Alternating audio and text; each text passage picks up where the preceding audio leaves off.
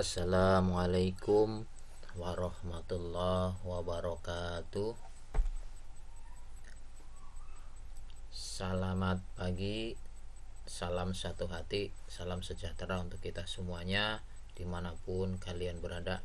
Dan semoga aktivitas hari ini kita diberikan kemudahan, tidak ada halangan suatu apapun, ya, diberikan kelancaran, tidak ada halangan apapun. Anak-anakku sekalian dimanapun kalian berada, alhamdulillah kesempatan hari ini, khususnya pagi hari ini, di hari Rabu, kita dapat berjumpa kembali ya di pembelajaran daring, khususnya pelajaran pemeliharaan mesin sepeda motor. Anak-anakku semuanya, sebelum kita menginjak ke sesi berikutnya, ya, silahkan kita semuanya berdoa terlebih dahulu. Berdoa dipersilakan. Berdoa selesai, anak-anakku semuanya dimanapun kalian berada, berkaitan masih dalam suasana peringatan Hari Kemerdekaan negara kita, Negara Kesatuan Republik Indonesia. Kemarin sudah diperingati tanggal 17 Agustus ya, hari Senin yang lalu, ya, untuk mengenang para pahlawan yang sudah gugur dalam merebut kemerdekaan dan mempertahankan kemerdekaan kita. Mengheningkan cipta sejenak ya, untuk mengenang pengorbanan, perjuangan para pahlawan kita yang sudah gugur di medan pertempuran dan mengisi kemerdekaan.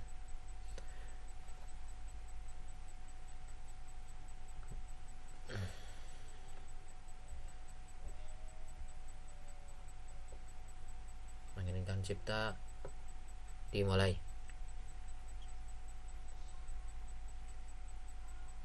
Selesai. Baik anak-anakku semuanya, jangan lupa kalian absen terlebih dahulu ya. Jangan sampai kalian ngikutin daring tetapi kalian lupa tidak mengisi absen ya.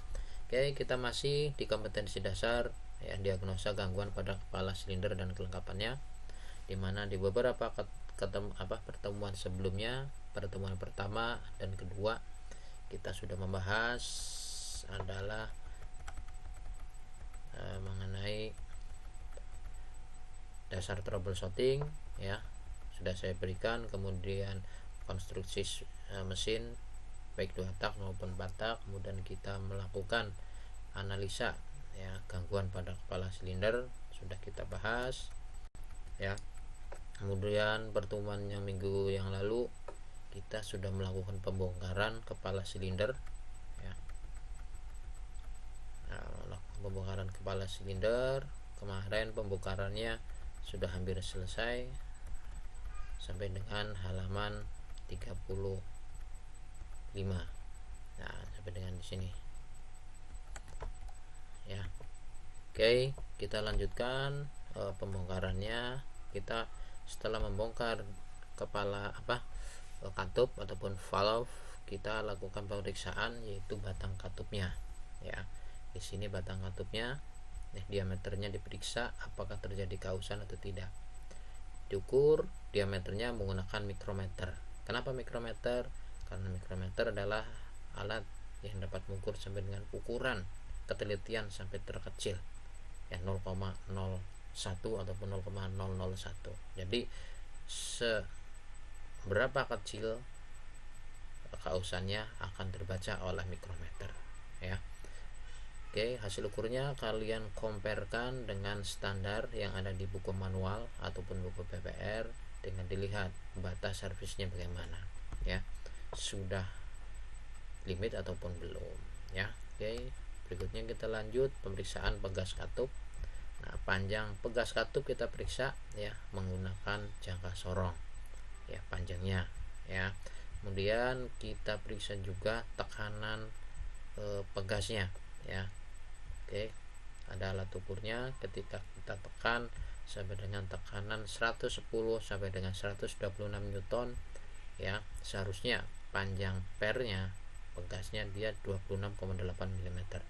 Kalau kita tekan dengan tekanan sekian 110 sampai 126, kemudian panjangnya dia kurang dari 26,8 mm, itu artinya pegasnya sudah lemah ya, sehingga diusahakan untuk segera diganti. Berikutnya pemeriksaan bearing poros knock ya, atau camshaft atau knock as ya. Untuk bearing untuk poros knock dilengkapi dengan bearing. Ada yang satu, ini ada yang dua. Ya, ini satu terpasang di poros knocknya, camshaftnya, kemudian ini satu lagi terpasang di silinder headnya ya, di bloknya. Ya, kita periksa bearingnya apakah dia sudah aus atau belum, udah goyang atau belum, kasar atau tidak, ketika diputar ada bunyinya atau tidak. Ketika ditemukan hal-hal yang aneh di bearingnya, segera diganti bearingnya ya.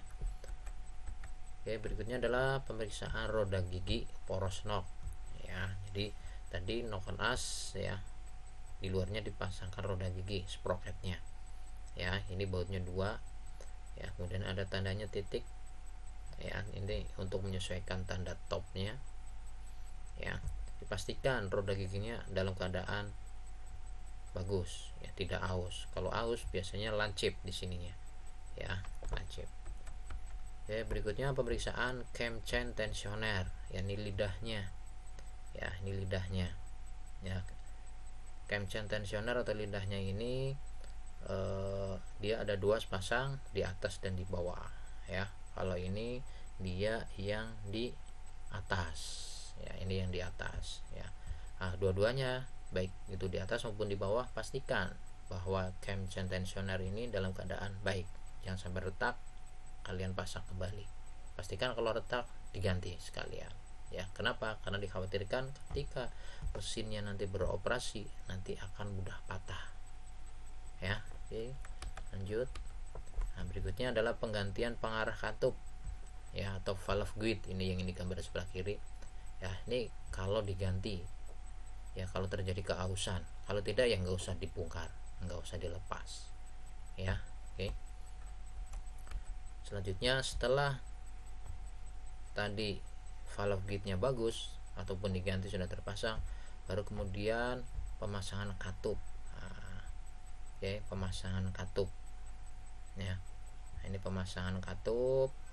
Nah, setelah dipasang ya, jangan lupa sealnya harus pakai seal yang baru, jangan sampai seal yang lama dipakai lagi ya.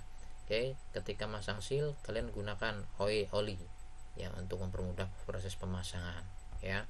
Kemudian setelah itu kalian pasangkan penguncinya ya, kemudian ditekan pakai SST, special service tool ya, namanya valve kompresor ya, valve kompresor untuk menekan pair clap ya. Setelah tertekan dengan valve kompresor ya, penguncinya sini pasangkan. Setelah itu lepas, kendorkan lagi sini ulirnya ya. Oke.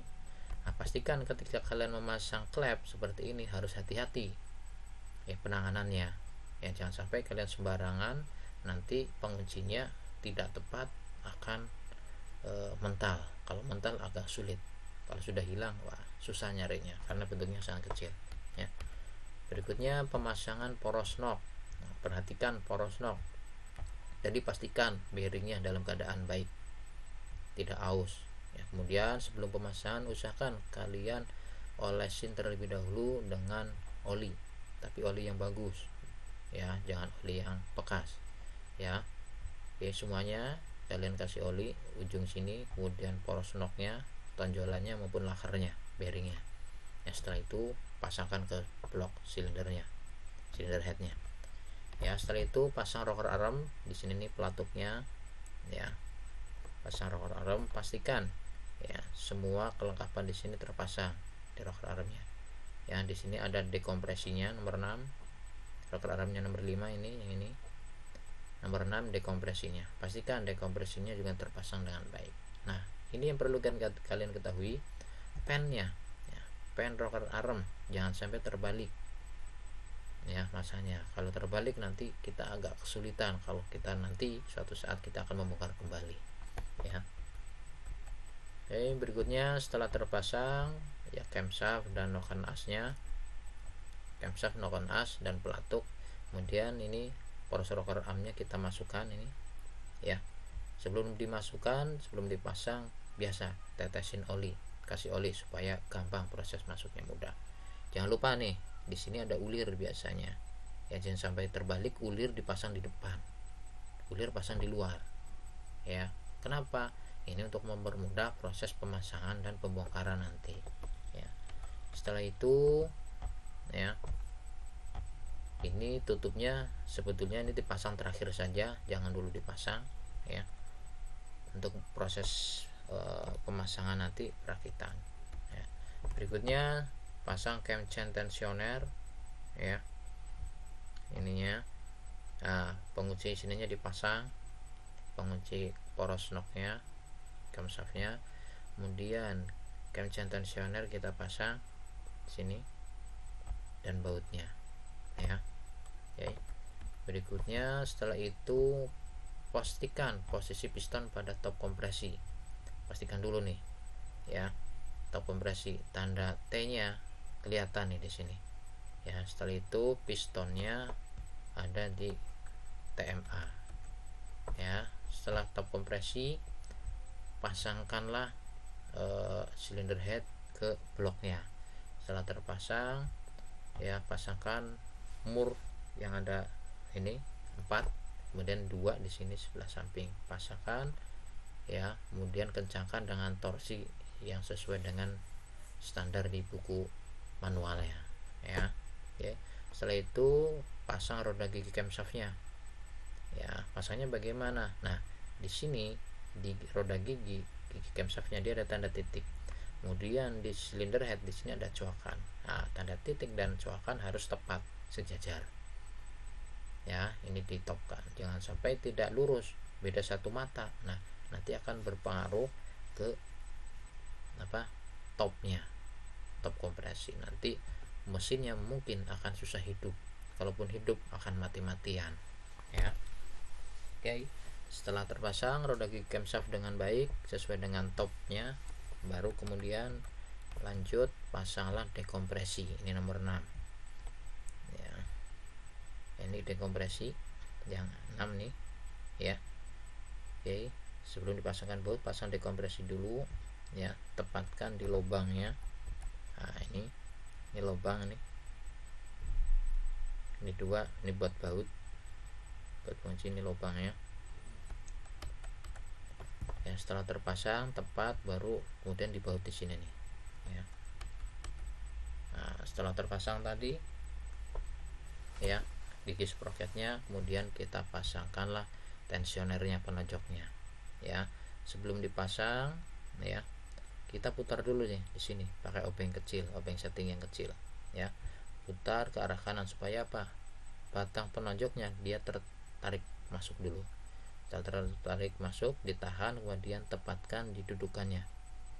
Ingat, di tensioner kadang ada tandanya nih, up berarti di depan ke arah sini, ke arah busi ya. Di sini kelihatan, jangan sampai terbalik ke sebelah sana ya. Oke, setelah itu dipasangkanlah baut secara bertahap ya. Oke, setelah selesai kalian pastikan ya, setelah pemasangan pastikan diputar kembali ya crankshaftnya ke arah berlawanan arah jarum jam, untuk memastikan bahwa sudah komponen itu sudah terpasang dengan baik dan benar ya.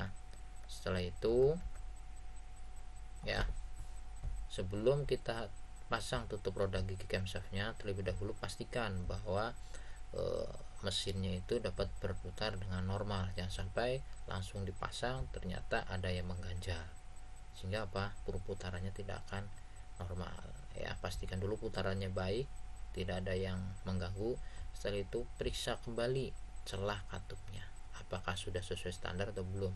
Kalau belum sesuai standar ya kalian setel kembali, pastikan ya. Setelah di setel kembali, baru tutup sprocket di sini sebelah kiri kita pasangkan ya. Oke, selesai ya. Alhamdulillah untuk pembelajaran khususnya hari ini kita sudah selesai ya. Untuk pembahasan kompetensi dasar analisis gangguan pada komponen kepala silinder sudah kita bahas semuanya, dari mulai dasar troubleshooting, kemudian